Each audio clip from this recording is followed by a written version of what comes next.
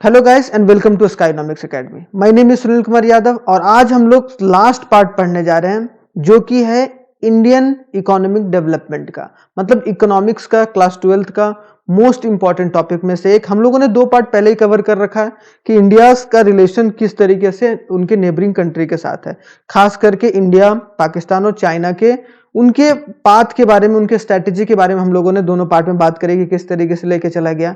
आज जो last part है उसमें कंक्लूजन डिस्कस करेंगे कि आखिरकार किस तरीके से इंडिया ने, किस तरीके से पाकिस्तान ने, किस तरीके से चाइना ने अपने एक्सपीरियंस से सीखा और क्या क्या डेवलपमेंट लाने की जरूरत है इन लोगों को, और किस तरीके से ये अभी आने वाले समय में कैसे काम करेंगे। तो इन सारे कॉन्सेप्ट को समझने की कोशिश करेंगे और ये थर्ड पार्ट होगा और बहुत ही मजा आएगा आप लोगों को पढ़ने के लिए।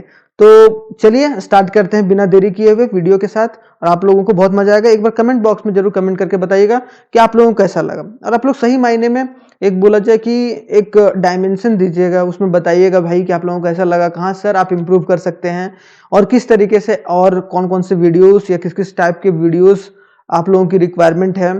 तो हम भी उसी तरीके से तैयार होंगे और उसी तरीके से आप लोगों के साथ जुड़े रहेंगे। तो चलिए स्टार्ट करते हैं पार्ट थर्ड वीडियो के साथ। ठीक,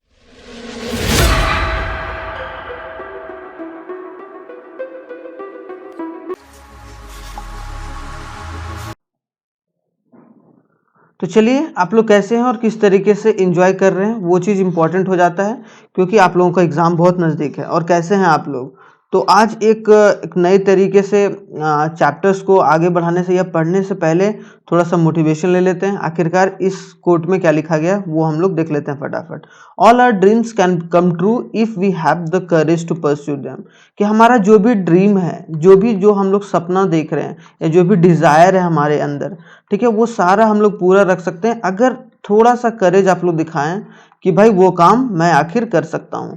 कि आखिर जो जो करेज है परस्यू करने का, वो अगर आप लोग दिखाएंगे तो आप लोगों का ड्रीम पूरा हो सकता है। तो ये एक बहुत अच्छी बात है कि भाई आखिरकार आप लोग क्या करना चाहते हैं जीवन में और किस तरीके से आगे बढ़ना चाहते हैं। अगर आप लोग सही तरीके से आगे लेकर चलेंगे तो फिर उसी तरीके से आपके ड्रीम भी पूरे होंगे और आप लोग हंसी खुशी आगे लेकर चलिएगा। इसका मतलब ये नहीं है कि भाई जो भी ड्रीम हो, चाहे अभी अभी शॉर्ट टर्म ड्रीम क्या होना चाहिए आप लोगों का कि अभी एग्जाम है तो एग्जाम में किस तरीके से हमारा जो मार्क्स है वो अच्छा आ सके, है कि नहीं। एक बार एकेडमिक लेवल पूरा कर लें, उसके बाद आप जब कॉम्पिटिटिव में जाओगे, कॉलेज में जाओगे, तो उसमें एक अलग तरीके का आप लोगों को करेज चाहिए होगा वहाँ फेस करने का और जीवन में आगे कुछ करने का।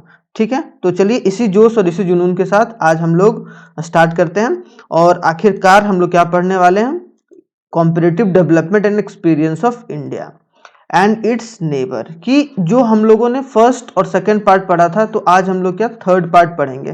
फर्स्ट पार्ट में, पार्ट फर्स्ट में हम लोगों ने कवर करा था कि इंडिया, चाइना और पाकिस्तान किस तरीके का इकोनॉमी है और किस तरीके से आगे लेकर गया। सेकंड पार्ट में हम लोगों ने पढ़ा था, पार्ट सेकंड में हम लोगों ने पढ़ा था कि भाई आखिरकार जो इंडिया, चाइना और पाकिस्तान किस तरीके से अपनी इकोनॉमी को क्लोज इकोनॉमी से ओपन इकोनॉमी की ओर ले गया, है कि नहीं, कि अपने इकोनॉमी क्लोज से ओपन कैसे किया।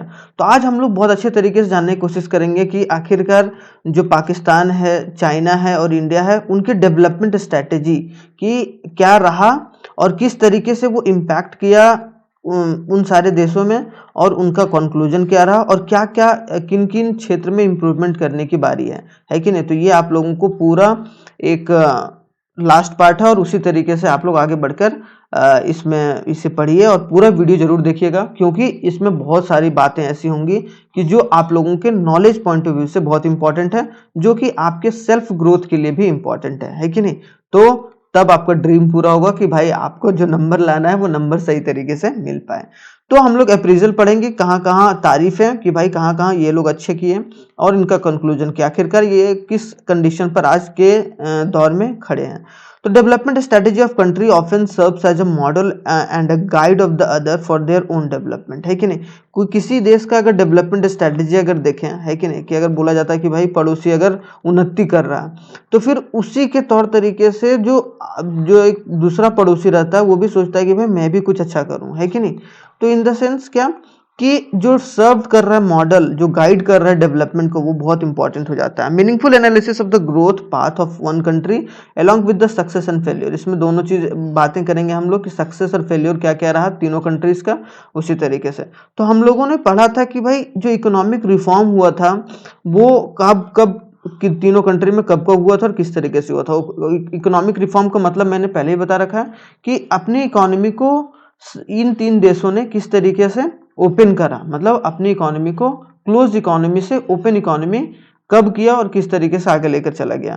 तो 1978 में चाइना किया अपनी इकोनॉमी को ओपन, और 1988 में पाकिस्तान किया, और 1991 में इंडिया किया। मतलब सबसे पहले जो इकोनॉमिक रिफॉर्म किया गया था वो किसके द्वारा किया गया था? चाइना के द्वारा। क्यों? क्योंकि ये एक बहुत ही, एक बोला जाए कि इसी वजह से इनका जो एक चाइना का मैन्युफैक्चरिंग था वो मजबूत हो पाया। मैन्युफैक्चरिंग मतलब क्या? मैन्युफैक्चरिंग का मतलब सेकेंडरी सेक्टर, और इसीलिए ये एक्सपोर्ट ओरिएंटेड कंट्री बन पाया, क्योंकि इसने बहुत पहले ही भाप लिया था कि हमें क्या करना, किस तरीके से आगे लेकर चलना है। कोई फोर्सफुली नहीं किया गया। अभी हम लोग आगे पढ़ेंगे किस तरीके से आगे लेकर चलना है और किस तरीके से चले सारे देश। ठीक है, तो आप चलते हैं नेक्स्ट स्लाइड पर, फटाफट पढ़ लेते हैं चाइना के क्या सक्सेस और क्या फेलियर रहा है। ठीक है, तो अगर चाइना की बात की जाए तो China introduce a reform in 1978। 1978 में चाइना रिफॉर्म किया, और slow pace of economic growth. क्यों क्यों ये रिफॉर्म किया गया? क्योंकि चाइना को ये लग रहा था, चाइना का स्लो ग्रोथ जो हो रहा था, ग्रोथ जो स्लो हो रहा था, इसको बढ़ावा देने के लिए, इसको पेस देने के लिए यहाँ पर रिफॉर्म किया गया। आई होप सो ये बात क्लियर होगा। Important it is to note that unlike India and Pakistan, the reform of China was not dedicated by the World Bank और Indian monetary fund. Indian monetary fund का shortcut क्या होता है? IMF. हम लोगों ने जो इंडिया और जो पाकिस्तान था, उन्होंने क्या करा कि उन दोनों ने मदद लिया किससे? वर्ल्ड बैंक से और इंटरनेशनल मॉनेटरी फंड से, और तब वो जाकर रिफॉर्म कर पाए। लेकिन चाइना का ये हाल नहीं था। चाइना ने खुद रियलाइज करा मतलब क्या? चाइना का लीडरशिप इटसेल्फ जो डेडिकेटेड थे, and they realized by the leadership of China, जिनका नाम है Maoist strategy of growth, a closed economy and a command economy model was not yielding the desired result. उन्हें ये लगा कि जो क्लोज्ड इकोनॉमी है और जो कमांड इकोनॉमी है वो अच्छा डिजायर्ड रिजल्ट नहीं दे रहा है, इसलिए हम लोग अपने देश को क्या करेंगे? ओपन करेंगे, और वहाँ पर एक्सपोर्टिंग हब बनाएंगे, और हम लोग ज़्यादा से ज़्यादा एक्सपोर्ट कर पाएंगे दूसरे कंट्री पर, और हम लोग अपने देश में डॉलर्स वगैरह या फॉरेन करेंसी अपने देश में लाएंगे, है कि नहीं? लेकिन ये huge investment in health and infrastructure focusing on special economic zone. मैंने स्पेशल इकोनॉमिक जोन बताया था कि स्पेशल इकोनॉमिक जोन वैसा जोन होता है जहाँ पर कंट्रीज प्रोवाइड करता है कुछ फ्रीडम, कि कोई भी देश का जो मल्टीनेशनल कंपनीज है वो आके आराम से वो अपनी कंपनीज को खोल सकता है और यहाँ पर मैन्युफैक्चरिंग कर सकता है कि नहीं? तो ये ह्यूज इन्वेस्टमेंट किया गया चाइना के द्वारा हेल्थ और इंफ्रास्ट्रक्चर में। इंफ्रास्ट्रक्चर मतलब रोड वगैरह, और किस तरीके से जो रेलवेज वगैरह है, किस तरीके से रॉ मटेरियल चीज़ें हैं, उन सब सारी चीज़ों पर बहुत अच्छे तरीके से फोकस किया गया। एफडीआई वर्क लाइक अ पेनिन्सिल, मतलब सॉल्यूशन ऑफ ऑल प्रॉब्लम। और जो एफडीआई है, फॉरेन डायरेक्ट इन्वेस्टमेंट है, मतलब बाहर से जो कंपनीज आई और इन्वेस्ट की चाइना में, वो सॉल्यूशन ऑफ ऑल प्रॉब्लम्स के रूप में उभर कर आया चाइना में। और Chinese economy ultimately China emerged as a epicentre of manufacturing activity in the world.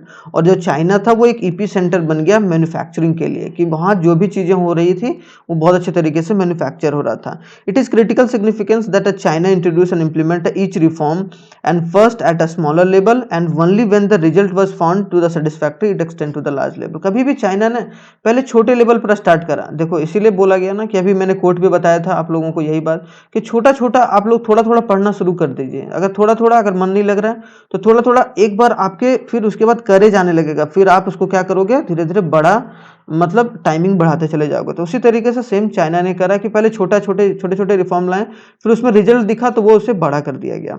ठीक है, और इसी तरीके से बेटर रिजल्ट आया किसका? चाइना का, क्योंकि उसका लीडरशिप उस तरीके का था। तो आई होप सो चाइना के बारे में पता चल गया होगा कि किस तरीके से वो अपने इकोनॉमी को रिफॉर्म करा और किस तरीके से आगे लेकर चला, है कि नहीं? कॉन्क्लूसिव वे में अगर देखा जाए तो। उसके बाद आता है क्या? पाकिस्तान के बारे में क्या बोला गया? Pakistan unfortunately reform introduce in 1988 में रिफॉर्म स्टार्ट किया गया था, and fail to sustain the pace of the growth it has earlier achieved.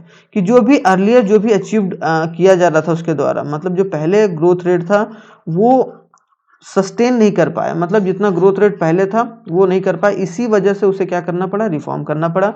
And economic indicator of Pakistan started losing the scene, और उसके बाद धीरे धीरे वो और नीचे चलता चला गया क्योंकि वहां पर मैनेजमेंट सही तरीके से नहीं था। While the prior the reform the proportion of poor was decline from 40% in 1960s to 25% in 1980। कि 1980 से मतलब क्या पुअर लोगों का डिक्लाइनेशन हुआ। अगर बोला जाए 1960 to 25% 1980 during the post reform, मतलब ये क्या है कि रिफॉर्म से पहले, मतलब जब रिफॉर्म किया 1988 में, उसके पहले जो गरीबी था वो कहीं ना कहीं 40% से कितना 25% पर आ गया था गरीबी। लेकिन during the post period there is a reversal of the trend as compare to 1988 GDP growth rate was recorded as a lower in 1990। और उस तरीके से अपनी सस्टेनेबिलिटी नहीं बना पाया क्योंकि पहले बहुत अच्छे तरीके से काम हो रहा था, एक बार कर्जा वगैरह हो गया, लोन्स वगैरह ज़्यादातर ले लिया पाकिस्तान, तो फिर वो उस तरीके से आगे नहीं बढ़ा पाया। तो ये एक बहुत इंपॉर्टेंट चीज़ होती है। और 1990 में उनका जीडीपी ग्रोथ रेट जो था वो धीरे धीरे डिक्लाइन करने जाने लगा। तो कहाँ मेन कहाँ फोकस है कि ये इन्होंने फोकस नहीं करा मैन्युफैक्चरिंग पर, ये दूसरे पर लोन लेकर ये अपनी इकोनॉमी को चला रहे थे और अपने लोगों पर या रिसोर्स के एलोकेशन पर ध्यान नहीं दिया गया। Pakistan had a sign of relief particularly in 2017 and 18, और 2017-18 में कुछ रिलीफ मिला when GDP registered a 5.5% growth which is highest as compare to that of the previous decade. जो पिछला 10 साल था, पिछला जो 10 ईयर्स था, है कि नहीं, उससे ज़्यादा अच्छा 2017 और 18 में जीडीपी का ग्रोथ रेट हुआ, जो एक थोड़ा सा रिलीफ ऑफ द साइन है क्योंकि चाइना ने मदद करा और अलग अलग कंट्रीज़ ने फ्री ट्रेड का एक मुहिम शुरू किया, उसकी वजह से कहीं ना कहीं फिर से एक बार पटरी पर आ गया। अब देखा जाए तो आगे किस तरीके से ये अपनी इकोनॉमी को लेकर चलता है। तो ये एक इम्पॉर्टेंट पॉइंट ऑफ व्यू किसके रेस्पेक्टिव में, पाकिस्तान के रेस्पेक्टिव में, है कि नहीं। अब थोड़ा सा जान लेते हैं आगे भी कि क्या किस तरीके से चला है। अब also the manufacturing and the service sector grew about of 4.9%, और जो मैन्युफैक्चरिंग और सर्विस है मतलब सेकेंडरी और टर्सरी सेक्टर भी 4.9% से ग्रोथ किया। कौन, मैन्युफैक्चरिंग, और 6.2% क्या ग्रोथ किया, tertiary. And beside some other macro economics indicator shows the stable and positive trend. और ये 2017 और 18 में कुछ ट्रेंड दिखने लगा कि भाई अब क्या है कि थोड़ा सा ग्रोथ शुरू हुआ है। But overall picture of Pakistan consequently upon the reform initiative 1988 has rather been a disheartening. लेकिन जिस तरीके से रिफॉर्म इन्होंने सोचा था उस तरीके से रिफॉर्म नहीं हुआ और ये जकड़ते चले गए स्लो इकोनॉमिक ग्रोथ में। ठीक है, the primary reason of slow down of Pakistan economy is the leadership of Pakistan has failed to realize the significance of institutional technical change in the agriculture. क्योंकि देखो सबसे मेन है ना कि मैंने तो यहाँ पढ़ दिया, लेकिन सबसे मेन क्या है कि लीडरशिप जिस देश का अच्छा होना, जिस देश में लीडरशिप अच्छे तरीके से लेकर चला जाए, जैसे आप मान लो कि कोई कंपनी में हो, कंपनी में अगर लीडर अच्छा है तो वो कंपनी बहुत अच्छे तरीके से चल पाएगा। तो पाकिस्तान में यही दिक्कत रहा है कि वहाँ स्टेबिलिटी नहीं है लीडरशिप में। अगर वो एक बार आ जाए तो वो फिर अच्छे तरीके से अपनी इकोनॉमी को लेकर चला जा सकता है। और जो एग्रीकल्चर रिफॉर्म है, जो ज़्यादातर जो पैसा जो जीडीपी का कंट्रीब्यूशन आ रहा था उसको भी रिफॉर्म करने पे ये लोग पीछे रह गए। और जो एग्रीकल्चर है वो हाईली वोलेटाइल, कभी ऊपर कभी नीचे उसका ग्रोथ रेट रहा। इसकी वजह से to cope up with his forex reserve, और इसी वजह से जो दिक्कत आ रही थी, तो भाई अब घर तो चलाना ही है, तो वो क्या, दूसरों से लोन, मतलब फॉरेन एक्सचेंज, मतलब दूसरे देशों से लोन लेना पड़ता था ताकि उस तरीके से आगे अपनी कंट्री के इकोनॉमी को ले जाया जा सके। तो Pakistan has failed to build a industrial base, Pakistan industrial base भी नहीं बना पाया ताकि वो sustainable export of manufacturing goods बन पाए, ताकि एक्सपोर्ट कर पाए। Growing a reliance on the external borrowing, ज़्यादातर वो किस पर रिलाई करता था कि वह बाहर से कोई पैसा देता था और या फिर उसके हिसाब से वो अपनी इकोनॉमी को चलाते थे। मतलब वो खुद से अपने इकोनॉमी में ग्रोथ ऑफ या ग्रोथ पैसों का नहीं करते थे। मतलब मैन्युफैक्चरिंग आप कुछ बनाओगे ही नहीं अपने देश में, अब सब बाहर से देश से बाहर देश आपको दे रहा है, तो कहीं ना कहीं क्या होगा कि एक बार जब बंद कर देगा तो आपकी खाट खड़ी हो जाएगी। तो इस वजह से जो पाकिस्तान है वो एक्सटर्नल बोरोइंग पर ज़्यादा ड्रीवन था और इसकी वजह से वो डेट ट्रैप में, मतलब कर्ज के जाल में फंसता चला गया और वहां से निकलने का आज तक उन्हें कोई तरीका नहीं मिला। Condition is so bad that the bulk of borrowing from the abroad adjusted bye paying interest. और ज़्यादातर मतलब बोला जाता है ना, पाकिस्तान में ये हालत हो गया था बीच में कि भाई ये अभी भी ये हालत है कि उसे जो इंटरेस्ट भी देने के लिए ना दूसरे कंट्री से कर्ज लेना पड़ता है, दूसरे कंट्री से क्या लोन लेना पड़ रहा है। इसका मतलब क्या, कर्ज को चुकाने के लिए कर्ज लेना पड़ रहा है। तो इसकी वजह से और गरीबी बढ़ती चली गई और री इमर्जेंस ऑफ पॉवर्टी, जो पॉवर्टी खत्म हुआ था, हम लोगों ने बात करा 1960 टू 1970 के बीच में, वो धीरे धीरे फिर क्या हो गया, खत्म, मतलब गरीबी फिर बढ़ता चला गया, 25% पर आ गया था, फिर से गरीबी बढ़ना शुरू हो गया। तो अब हम लोग जान लेते हैं कि गरीबी किस तरीके से पाकिस्तान में फिर से इमरजेंसी हुआ। तो यहाँ तक आप लोगों को बहुत अच्छे तरीके से समझ में आया होगा, इसमें कोई डाउट नहीं होना चाहिए। अगर कोई डाउट है तो आप लोग कमेंट करके कमेंट बॉक्स में आराम से बता सकते हैं, उसमें कोई हिचकिचाने वाली बात या प्रॉब्लम वाली बात तो है ही नहीं, है कि नहीं, क्योंकि we are always with you. ठीक है, तो इसी जुनून के साथ आगे बढ़ते हैं कि रीइमर्जेंस ऑफ पॉवर्टी मतलब गरीबी फिर से कैसे आया। तो Pakistan has failed to bring the stable institutional reform, के इंस्टीट्यूशनल रिफॉर्म नहीं लाया, इसकी वजह से। दूसरा क्या, फॉरेक्स रिजर्व रिक्वायरमेंट उसको होता चला गया। एक बार मान लो कि जो आपका मेजर पार्ट है, एग्रीकल्चर पार्ट है, वहां पर आप ज़्यादा अगर ग्रोथ नहीं ला रहे हैं, ठीक है, एग्रीकल्चर पर, तो मतलब क्या है कि आपको बाहर से सारा चीज़ मंगवाना पड़ेगा, या वहाँ की पूर्ति करने के लिए आपको क्या करना पड़ेगा, एक्सटर्नल पैसा लेना पड़ेगा जो लोन के रूप में लेगा, और वो भाई वैसे फ्री तो देगा नहीं, वो तो इंटरेस्ट चार्ज करेगा, है कि नहीं। तो इंटरेस्ट के ट्रैप में आप फंसते चले जाओगे, फिर इंटरेस्ट को लेने के लिए भी आपको लोन लेना पड़ रहा है। तो इन द सेंस क्या, तो गरीबी तो बढ़ना ही बढ़ना है। तो इस वजह से लैक ऑफ पॉलिटिकल स्टेबिलिटी, कि वहाँ पॉलिटिकल स्टेबिलिटी नहीं है, वहाँ प्रधानमंत्री या जो भी लीडरशिप है वो स्टेबल नहीं है। अगर लीडरशिप स्टेबल नहीं होगा तो कंट्री स्टेबल कैसे होगा, ये तो देखने वाली बात है कि नहीं।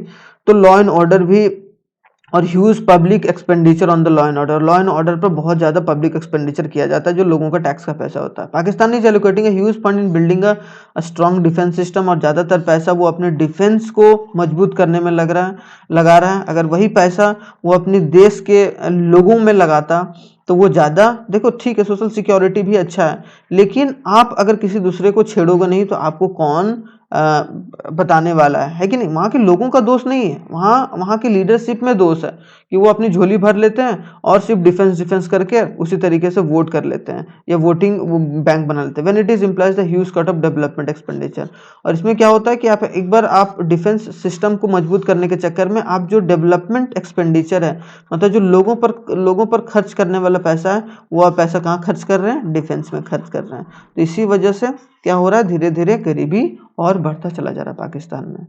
तो आई होप सो ये भी बातें आप लोगों को क्लियर होंगी, ठीक है। इसके बाद आते हैं अब चाइना और पाकिस्तान का पढ़ने के बाद अब इंडिया का, कि किस तरीके से इंडिया का ग्रोथ रहा है और कंक्लूजन क्या रहा है। Let us conclude the discussion by writing the critical comment on the performance compare to China and Pakistan, कि चाइना और पाकिस्तान के कंपैरिजन में भारत ने किस तरीके से डेवलपमेंट करी। तो our performance is neither so bad neither so good, हमारे देश में ना ज़्यादा अच्छा रहा ना ज़्यादा बुरा रहा, हम लोग मतलब कहीं ना कहीं मिडिल में रहे, कि कुछ अच्छा भी हुआ, कुछ हम लोग खराब भी किए।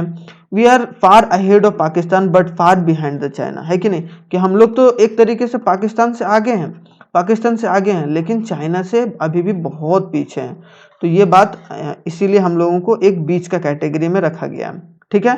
तो यहाँ पर बोला जा रहा है we are far behind, GDP of Pakistan is just 11% of India, मतलब जो जीडीपी है पाकिस्तान का वो भारत का 11% है, but the GDP of India is just 41% of GDP of China. लेकिन जो चाइना का जीडीपी है उसका 41% ही हम लोग हैं, मतलब आधा भी नहीं है हम लोगों का जीडीपी, किसका, चाइना के कंपैरिजन में इंडिया का जीडीपी। तो आई होप सो ये भी बात क्लियर होगा, ये बात बहुत इंपॉर्टेंट लाइन है, अगर आप लोग लिखोगे एग्जाम में तो मजा ही आ जाएगा। तो अब 3 सवाल उठता है कि why India is lagging behind China when the India like China has focused on special economic zone and offer the liquidative term of the foreign investor, कि आखिरकार चाइना से इंडिया क्यों पीछे है, क्योंकि चाइना ने और इंडिया ने दोनों ने स्पेशल इकोनॉमिक जोन पर फोकस करा, जहां पर फॉरेनर कंपनीज एमएनसीज आकर खुलकर क्या कर सकते हैं, आके प्रोडक्शन कर सकते हैं। तो ये समझने की कोशिश करेंगे why FDI is far less in India than the China, कि हमारे देश में फॉरेन डायरेक्ट इन्वेस्टमेंट कम क्यों है और चाइना में ज़्यादा क्यों है कि नहीं। फॉरेन डायरेक्ट इन्वेस्टमेंट इंडिया में कम क्यों है और चाइना में ज़्यादा क्यों है, ये चीज़ें हम लोग पढ़ेंगे इसमें क्यों हुआ। Why is it that the Indian economy has experience the growth of fits and start while the Chinese growth has almost been a smooth and steady. हम लोगों में फिट है फिर स्टार्ट कर रहे हैं, मतलब एक तरीके से बोला जाए कि फिट हो रहा है फिर स्टार्ट हो रहा है, फिट हो रहा है फिर स्टार्ट हो रहा है। लेकिन चाइना में क्या, कि स्मूथ और स्टेडी है, मतलब एक बार कोई कंपनी आया तो वो आराम से और आसानी तरीके से अपनी प्रोडक्शन को बढ़ाकर आगे ले चल रहा है, ठीक है। तो the reason is to be traced in the area of political will and the enforcement drive. दो चीजें यहाँ इंपॉर्टेंट होता है कि हमारे देश में जो पॉलिटिकल विल है वो कमजोर था, है कि नहीं, यह है अभी भी थोड़ा बहुत, और इन्फोर्समेंट ड्राइव कि जो भी पॉलिटिकल विल है वो किस तरीके से इन्फोर्स करके चल रहा है कि जो चीज़ जो बाहर की कंपनी आ रही है और उसको अच्छे तरीके से इंकरेजमेंट दिया जा रहा है। Far behind the China and exhibiting a political will to push the agenda of economic growth, और इकोनॉमिक ग्रोथ का जो एजेंडा है वो हम लोग उस तरीके से आगे बढ़ाकर नहीं ले जा पा रहे हैं, तो ये एक इंपॉर्टेंट फैक्टर रहा, ठीक है। अब देख लेते हैं थोड़ा सा और पढ़ते हैं कि किस तरीके से आगे लेकर चला गया। Also India is far behind the China in exerting the enforcement drive, कि हम लोग इन्फोर्स नहीं कर पा रहे हैं, जो भी कानून बनाते हैं, कानून तो बना देते हैं, बहुत अच्छा कानून बना रहे हैं, लॉ बना रहे हैं, लेकिन उससे हम लोग लागू नहीं कर पाते हैं, है कि नहीं। और 1991 से यही हालत है हम लोगों का। India did not have a necessary political consolidation in India in the country, कि ज़्यादा पॉलिटिकल इनस्टेबिलिटी भी नहीं है, हम लोगों को पॉलिटिकल स्टेबिलिटी रहता है, लेकिन उसके बावजूद भी ऐसा नहीं होता है कि हम लोग 2 साल में सरकार गिर रही, 2 साल में प्रधानमंत्री चेंज हो रहे हैं, है कि नहीं, प्रॉपर तरीके से इलेक्शन भी होता है, लेकिन उस तरीके से हम लोग नहीं कर पा रहे हैं। लेकिन थोड़ा सा बीच में ये आया था कि ज़्यादातर जो आजकल सरकारें बन रही है वो कोलिशन पर बन रही है, लेकिन 2014 के बाद जब से मोदी सरकार आया तब से वो कोलिशन गवर्नमेंट ज़्यादा नहीं बनी है, और थोड़ा बहुत तो ग्रोथ दिख ही रहा है, मतलब पहले से ज़्यादा ग्रोथ तो है ही इकोनॉमी में। ये बात है कि एम्प्लॉयमेंट जो है उतना जनरेशन नहीं हो पा रहा, तो लेकिन इस पर अगर सरकार फोकस कर ले तो वो और अच्छे तरीके से कंट्री के व्यू को देखा जा सकता है। Likewise enforcement of policy in have a lag behind the India compared to China, क्योंकि चाइना में एक ही गवर्नमेंट है कि ना, कम्युनिस्ट पार्टी है, तो वही सारा रूल्स एंड रेगुलेशन लागू करती है, इसलिए वहाँ ज़्यादा प्रॉब्लम नहीं होता है। हमारे देश में कोलिशन है, बहुत सारी चीज़ें हैं, हम लोग डेमोक्रेटिक हैं, तो इसलिए हम लोग थोड़ा सा वहाँ पीछे हो रहे हैं। India, China and Pakistan relied on the plan development, हम लोग प्लान डेवलपमेंट शुरुआत से किए हैं, और कहीं ना कहीं जो चाइना है वो हमेशा किस पर रहा है कि स्टेट ओनरशिप में और कमांड इकोनॉमी पर, मतलब एक ही सरकार है जो बोल रही वही आप लोगों को करना है। लेकिन जो इंडिया और पाकिस्तान है उसने क्या करा, मिक्स्ड इकोनॉमी, मतलब जो प्राइवेट है और जो पब्लिक है, मतलब सरकार, वो दोनों साथ में लेके चले। लेकिन जो चाइना में है वो ओनरशिप और कमांड इकोनॉमी पर है, मतलब जो सरकार बोल रही है वैसे ही वहाँ के बिजनेसेस को करना है और आगे लेके चलना है।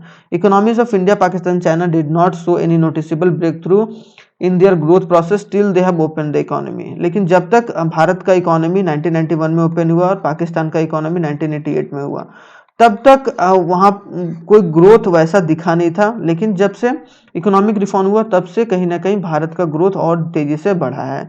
तो economic reform however initiated in 1978, ये मैंने पढ़ा दिया पहले ही, तो आप लोगों को पता होना चाहिए ये सारी चीज़ें, ठीक है। और 1981 में इंडिया में, तो ये सारा चीज़ हम लोगों ने पढ़ा कि इंडिया किस तरीके से और क्या क्या फोकस करना चाहिए।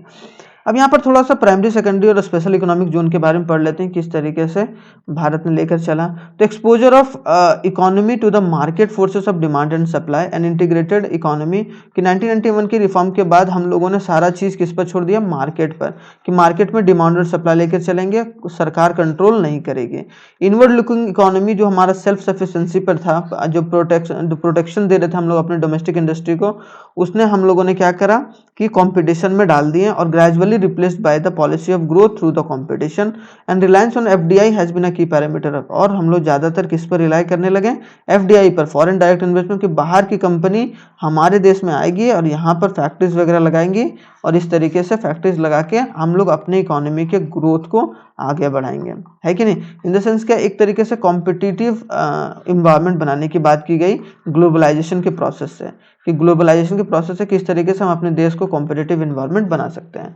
इन China the shift of commune system, जो कॉम्यून सिस्टम था फार्मिंग का, कि सब मिलकर खेती करेंगे, to the individual farming retaining the ownership of the land with the state, और household system manufacturing 100% equity to the FDI में 100% equity along with the retail. Special economic zone has been a distinct instrument of economic reform, लेकिन China में सारी चीज़ें, मतलब एक तरीके से सरकार कर रही थी, और सारा जो लैंड था वो किसके हाथों में था, सरकार के हाथों में था। एफडीआई 100%, कि आप पूरा 100% यहाँ पर आके लगाइए, उसमें कुछ पैसा टैक्स के रूप में दीजिए, और बाकी सारा आप एक्सपोर्ट इम्पोर्ट हम लोगों के थ्रू करिए। Along with the sincere and strong leadership of the nation, these reforms is placed China's economy far ahead of India and Pakistan। और इसी लीडरशिप की वजह से इंडिया और पाकिस्तान से चाइना बहुत आगे निकल चुका है। तो अगर हम लोगों को चाइना को टैकल करना है, achievement of economic reform becomes all more effective in China one child policy, क्योंकि वन चाइल्ड पॉलिसी नॉर्म्स लाने के बाद वो उसने क्या करा, अपनी पॉपुलेशन पर भी कंट्रोल करा, जो हम लोग और पाकिस्तान नहीं कर रहे हैं, है कि नहीं। एंड ग्रोथ रेट ऑफ इस पॉपुलेशन इज मेरली 0.46%, कि वहाँ पर जो ग्रोथ रेट पॉपुलेशन है वो 0.46, हमारे देश में तो 3-4% है। तो अब सोच लो कि हाँ किस तरीके से हमारा पॉपुलेशन का ग्रोथ रेट है, कि हर साल हम लोग बढ़ते चले जा रहे हैं, लेकिन रिसोर्सेज तो उतना ही है, तो ज़्यादा रिसोर्स की जरूरत पड़ेगी, लेकिन हम लोग उस तरीके से मैन्युफैक्चरिंग हब नहीं बना पा रहे अपने आप को, ठीक है। तो लेकिन इस तरीके से चाइना ने ज़्यादा इम्पैक्टफुल छोड़ा।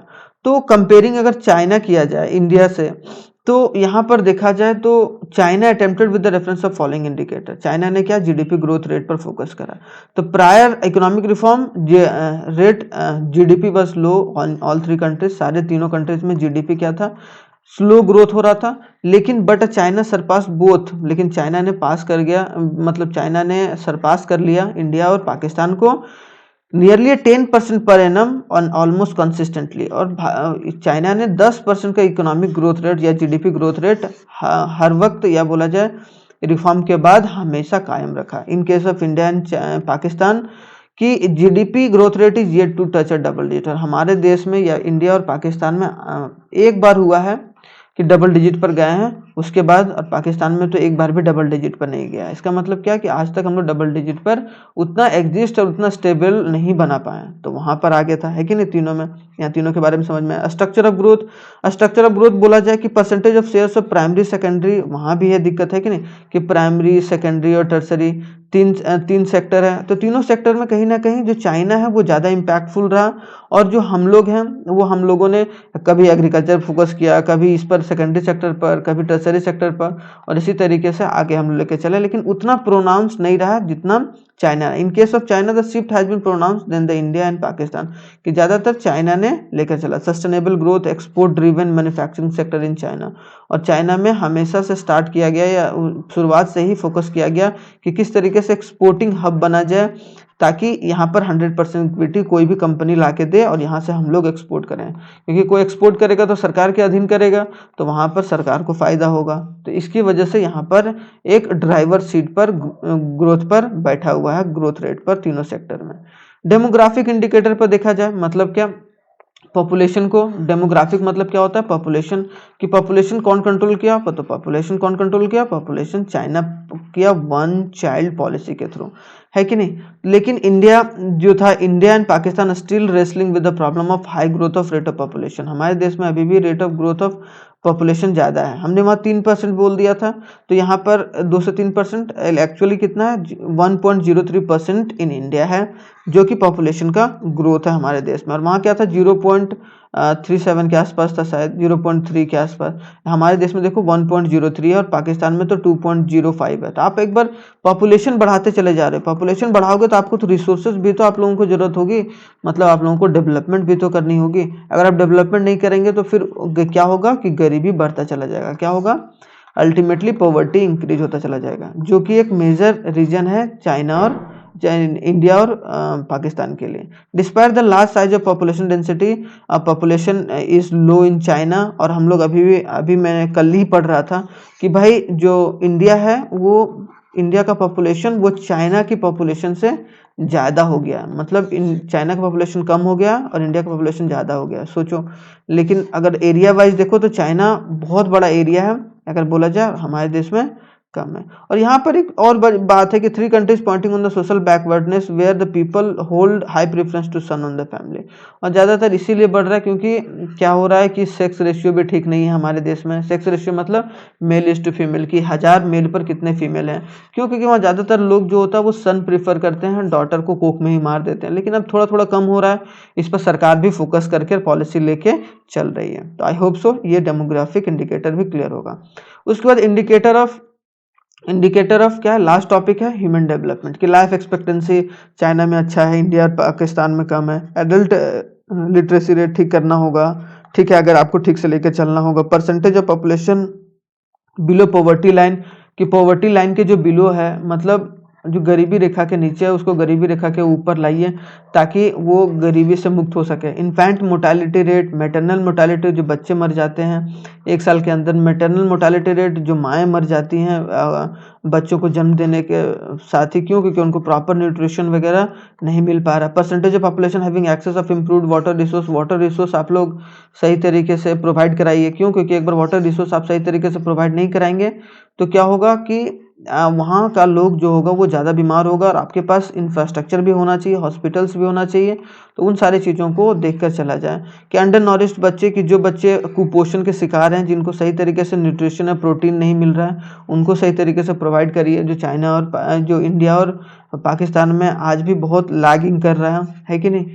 और percentage of population having access of improved sanitation, sanitation वगैरह अच्छे तरीके से होना चाहिए। जीडीपी पर कैपिटा, और पर कैपिटा इनकम पर भी फोकस करना चाहिए कि हर एक इंसान किस तरीके से कमाए।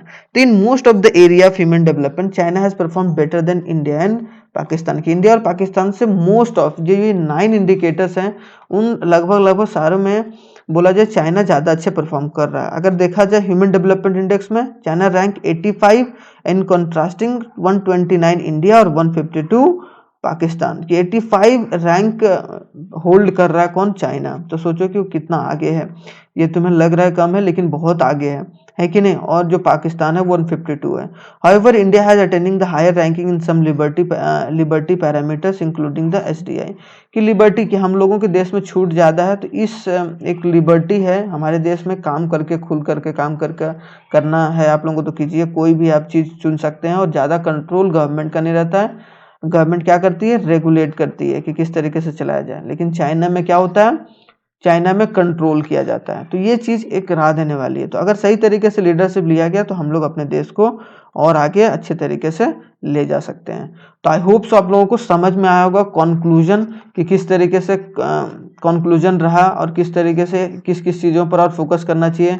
चाइना को, इंडिया को और पाकिस्तान को, खास करके इंडिया और पाकिस्तान को ज़्यादा फोकस करना होगा, क्योंकि जो जीडीपी ग्रोथ रेट है वो बहुत अच्छा है चाइना का, और अच्छे तरीके से लेके चल रहा है। दूसरी बात ये भी है कि भाई इंडिया में डेमोक्रेटिक है, ठीक है, डेमोक्रेटिक नेशन है। तो यहाँ पर जो मिक्स्ड इकोनॉमी है, पब्लिक प्लस प्राइवेट दोनों साथ में, लेकिन यहाँ पर क्या कमांड इकोनॉमी है और स्टेट ओनरशिप रहता है। कि ज़्यादातर जो फोकस रहता है वो चाइना का, वो एक ही सरकार लेती है और उसी तरीके से आगे लेके चलती है। लेकिन पाकिस्तान भी थोड़ा सा अभी और लेके चलना होगा, पॉलिटिकल स्टेबिलिटी बनाकर चलना होगा, ताकि आप अच्छे तरीके से ग्रोथ कर पाएँ। तो आई होप सो ये पूरा चैप्टर्स आप लोगों को कंप्लीट होगा, अच्छे तरीके से सारा कॉन्सेप्ट क्लियर होगा। तो थैंक्स फॉर वॉचिंग, और चलिए मिलते हैं नेक्स्ट वीडियो में। और इसी तरीके से आप लोग पढ़ाई करते रहिए, और एग्ज़ाम के लिए पूरा डट कर पढ़ाई कीजिए। चलिए, जय हिंद, मिलते हैं नेक्स्ट वीडियो में।